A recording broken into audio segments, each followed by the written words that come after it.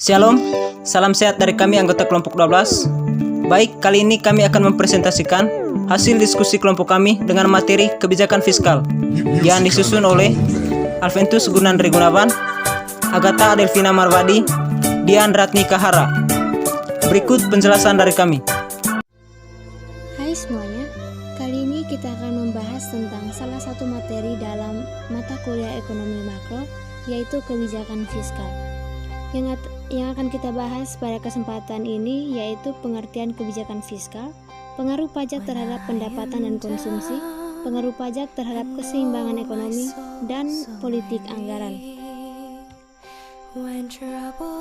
Kebijakan fiskal adalah kebijakan ekonomi yang dilakukan oleh pihak pemerintah guna mengelola dan mengarahkan kondisi perekonomian ke arah yang lebih baik atau yang diinginkan dengan cara mengubah atau memperbarui penerimaan dan pengeluaran pemerintah. Salah satu hal yang ditonjolkan dari kebijakan fiskal ini adalah mengendalikan pengeluaran dan penerimaan pemerintah atau negara.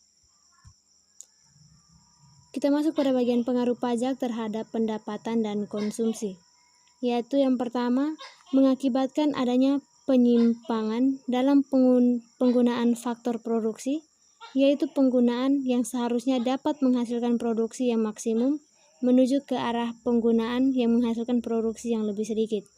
Dan yang kedua, pengaruh pajak perseorangan terhadap kepuasan seorang untuk melakukan konsumsi dan menabung. Dalam analisis ini, kita asumsikan bahwa seseorang menabung dengan tujuan untuk melakukan konsumsi pada suatu waktu yang akan datang. Dampak pungutan pajak terhadap pertumbuhan ekonomi suatu negara, yaitu pendapatan disposable atau pendapatan pribadi dikurangi dengan pajak. Pendapatan disposable merupakan pendapatan yang dapat dibelanjakan untuk konsumsi. Kita masuk pada bagian politik anggaran.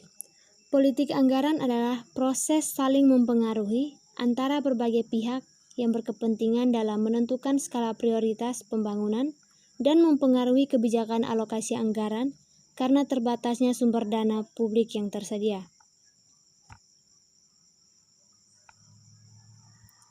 Politik anggaran dikelompokkan menjadi 3, yaitu anggaran defisit atau defisit budget, yaitu kebijakan pemerintah untuk menetapkan pengeluaran lebih besar dari pemasukan negara.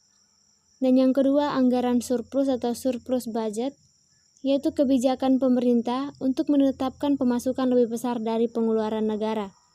Dan yang terakhir yaitu anggaran berimbang atau balance budget, yaitu kebijakan pemerintah untuk menetapkan pemasukan sama besar dengan pengeluaran negara. Sekian pembahasan materi kita berkaitan dengan ilmu ekonomi makro pada hari ini. Sampai jumpa di lain kesempatan.